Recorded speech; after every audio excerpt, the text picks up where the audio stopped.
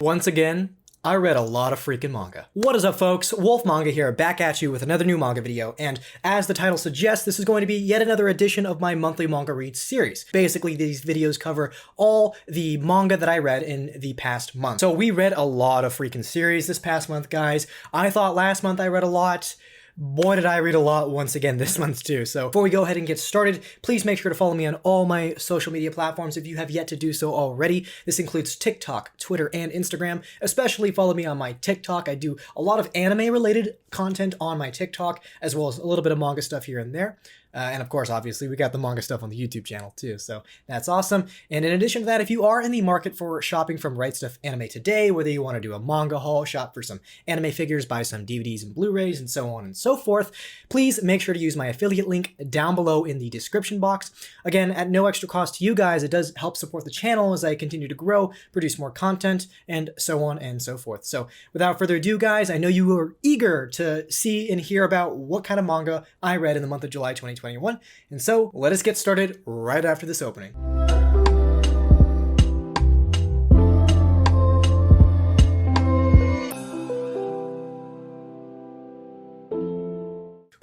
Man, oh man, folks, I read a lot of great series this past month. I don't even know where to begin. I guess we'll start off with a pretty popular and well-regarded series, and that is going to be the Quintessential Quintuplets.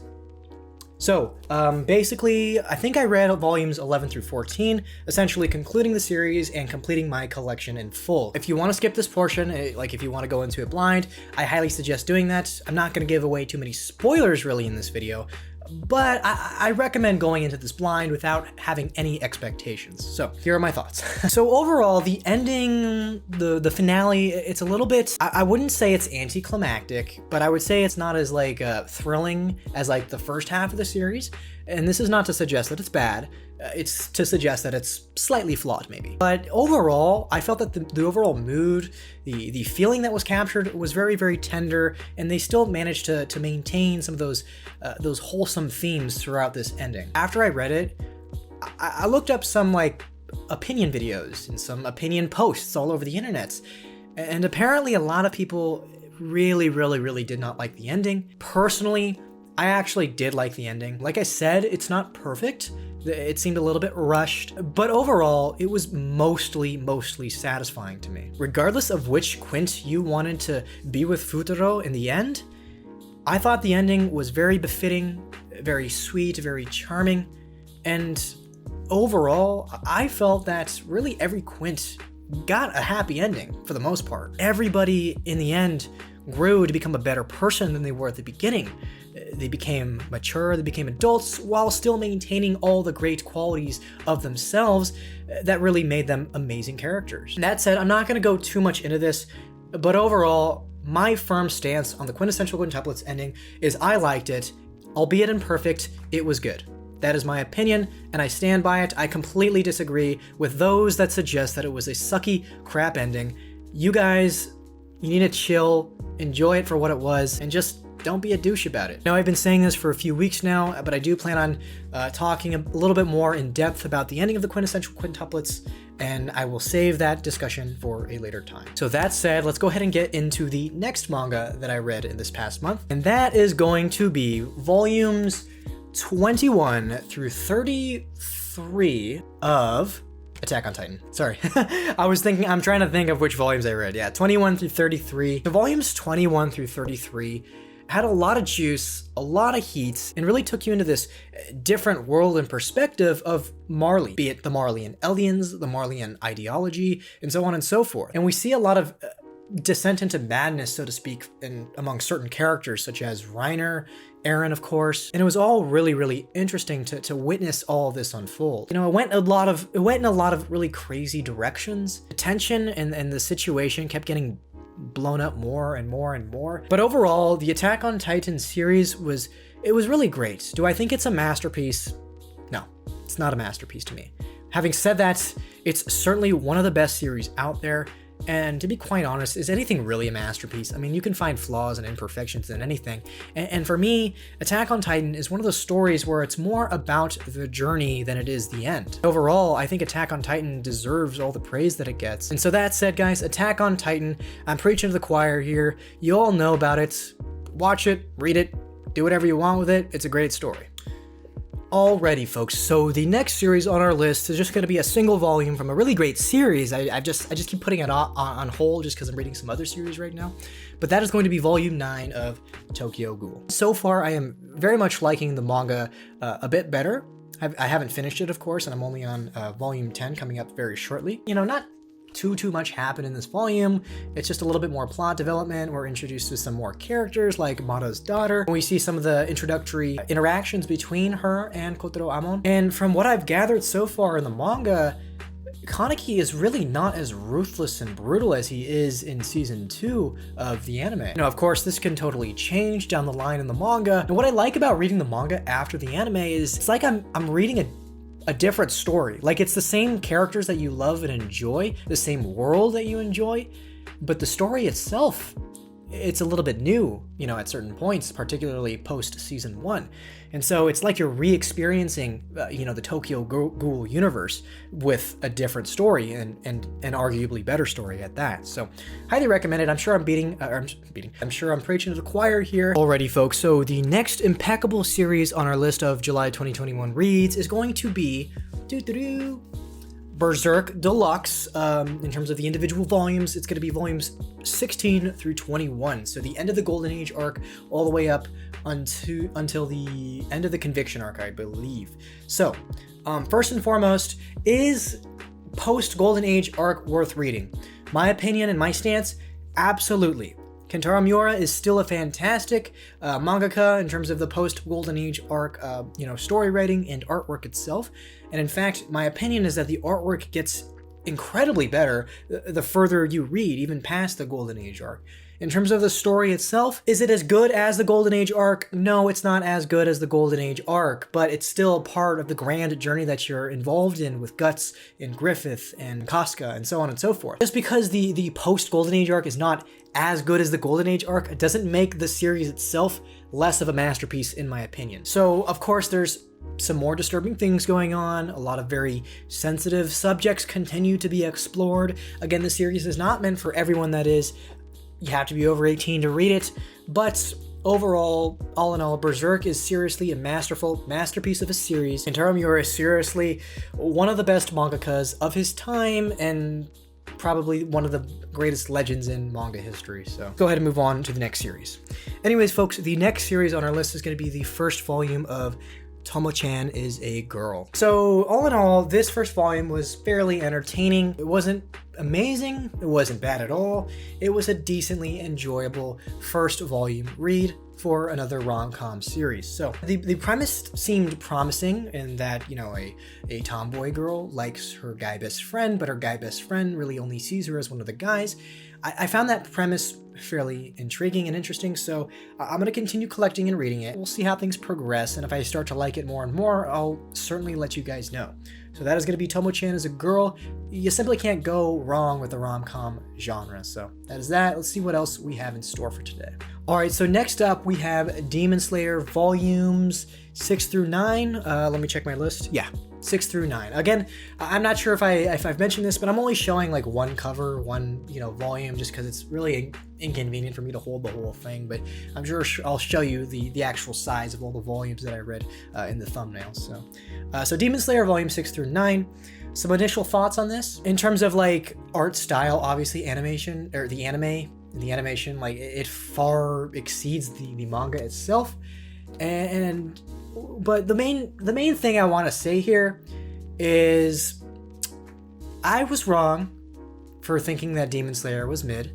I don't know if I ever really expressed that, but in my mind I thought Demon Slayer was mid. And the reason I thought about it like that was because at the time when I did watch Demon Slayer, it was like really early on in my anime journey, and so I wasn't really aware of the differences between seasonal anime, weekly anime, and stuff like that. So I thought that the Demon Slayer season 1 covered a big portion of the story, but no, the season 1 was just a little introductory season. And in fact, there's a lot more story to Demon Slayer. And I kind of started to realize that with the Demon Slayer movie, as well as me continuing to read a little bit more of the manga. And while there's still plenty more for me to read, I don't think that Demon Slayer's mid anymore. I was wrong. I should have given it more of a chance before thinking that in my mind. So Demon Slayer is good. Right now I give it a 7. If it gets better, maybe 8. We'll see.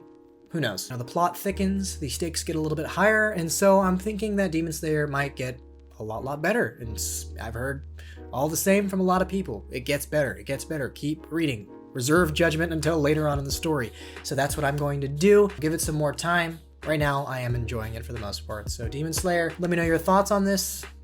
And let's move on to the next series. All right, folks, so the next series we have is an absolute banger, and that is going to be book 2 of Vinland Saga. After reading Berserk, I was in the market, in the mood for, continuing another big seinen series, and for me, that was Vinland Saga.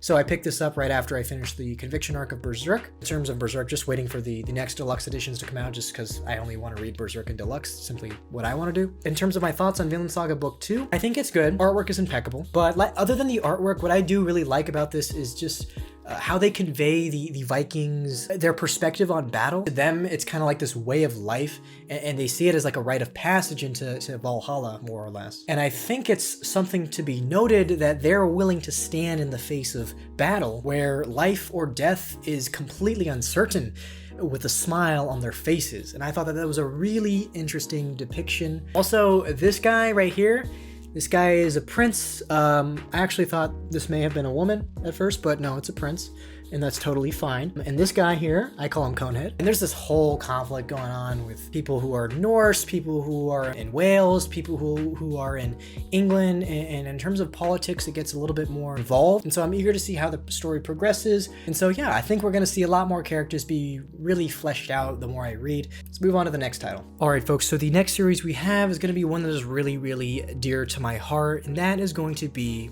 the complete series of Your Lie in April.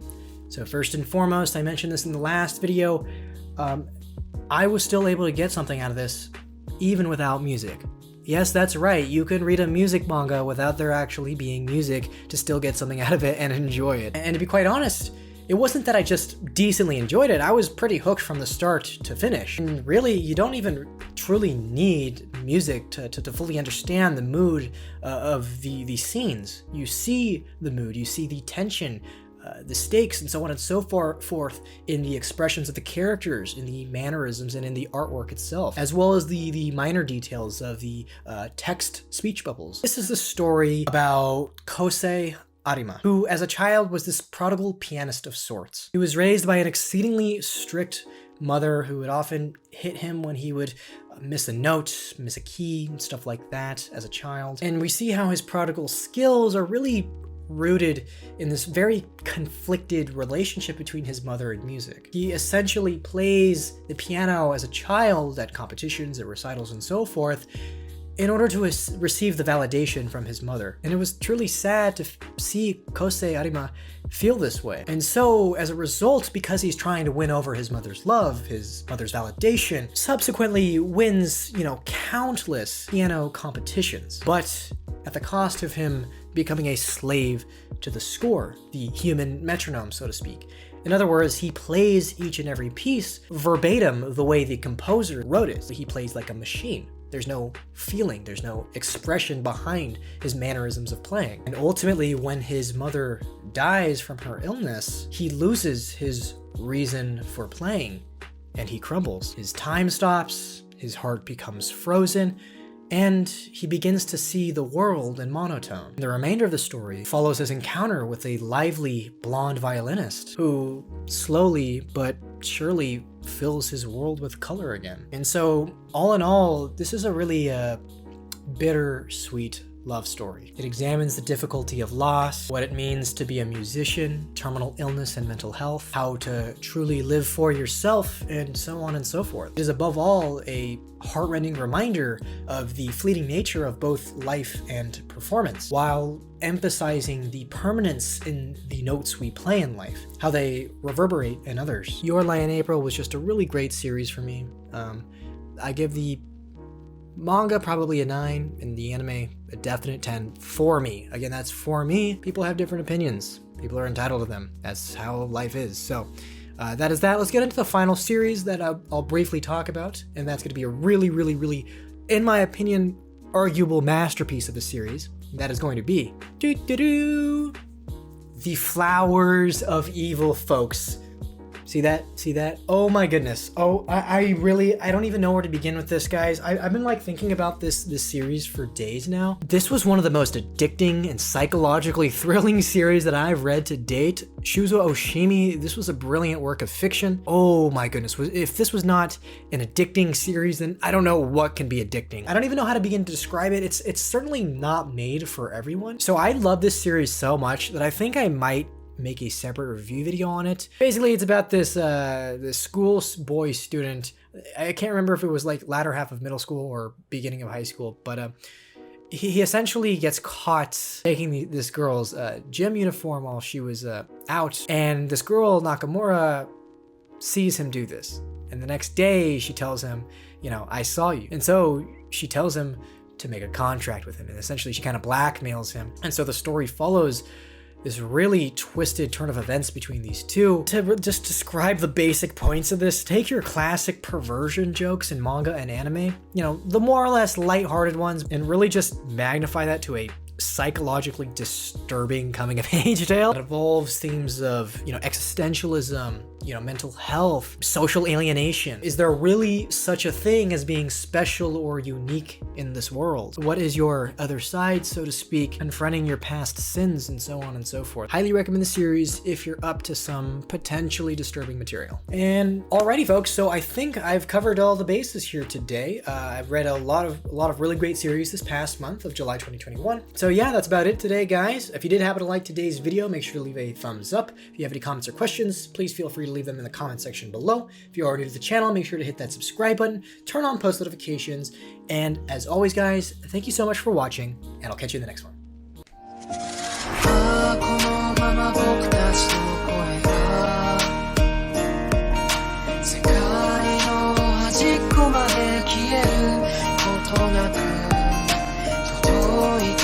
Está